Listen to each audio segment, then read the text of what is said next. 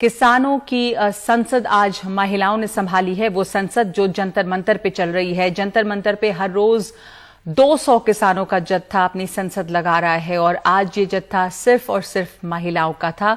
देखिए शरद शर्मा की ये रिपोर्ट। दिल्ली के जंतर मंतर पर सोमवार का दिन 100% महिलाओं के नाम रहा। 200 महिला किसानों ने सोमवार को विशेष संसद चलाई और कृषि कानूनों को लेकर मोदी सरकार पर जमकर हमला बोला। असली संसद में जैसे सांसद सरकार से सवाल पूछते हैं, वैसे ही इस प्रतीकात्मक संसद में भी पूछे गए। मेरा स्पीकर महोदय से क्वेश्चन है और कृषि मंत्री जी से भी।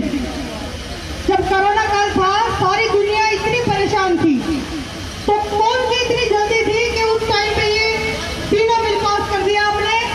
और जब किसान उस कोरोना से भी जूझ रहा था और अपनी खेती में भी काम कर रहा था, उसके सिर पर बनती है। तो प्रतीकात्मक रूप से अपने बीच से ही बनाई गई कृषि मंत्री ने भी ऐसे जवाब दिए। मैं आप लोगों की कृषि मंत्री हूँ और मैं महसूस करती हूँ कि जो भी यहाँ बहुत तीखे सवाल किए गए हैं वो सही हैं। आपके खर्चे जितने सही हैं उतने मेरे भी सही हैं। मेरा भी ये ऐतिहासिक सवाल है कि ये लोगों को मारने के लिए कानून है और कॉर्पोरेट्स के फायदे के लिए कानून है।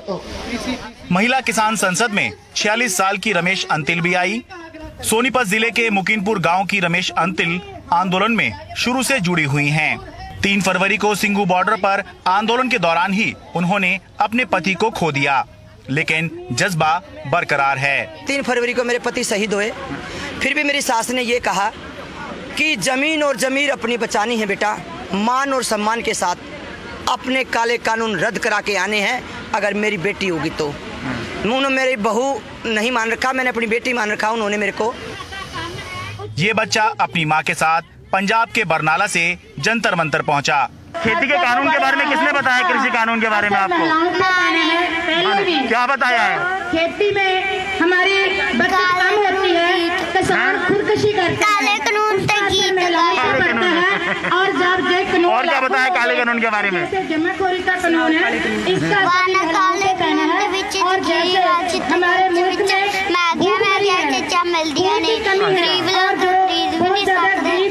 अंदर से ही इस आंदोलन में जुड़े हुए हैं, तो हमें तो ऐसे लगता ही नहीं है कि हमारे लिए ये पराया है। आम महिला किसानों के अलावा महिला एक्टिविस्ट भी किसान संसद में शामिल हुई और अभिनेत्री गुल पनाग भी। पुरुष किसान नेता केवल मददगार की भूमिका में बैठे नजर आए। मेरा मानना ये 70% खेती का कार्य महिलाओं के माध्यम से होता है। 70% अगर महिलाओं का योगदान ना हो तो खेती की कल्पना ही नहीं की जा सकती। जंतर मंतर पर महिला किसानों की ये संसद जरूर प्रतीकात्मक है, लेकिन खेती में महिलाओं का योगदान प्रतीकात्मक नहीं है। जो लोग ग्रामीण व्यवस्था को समझते हैं वो जानते हैं कि गांव में कोई भी परिवार खेती तभी कर पाता है जब घर के मर्द और औरत दोनों मिलकर सहयोग करते हैं, काम करते हैं।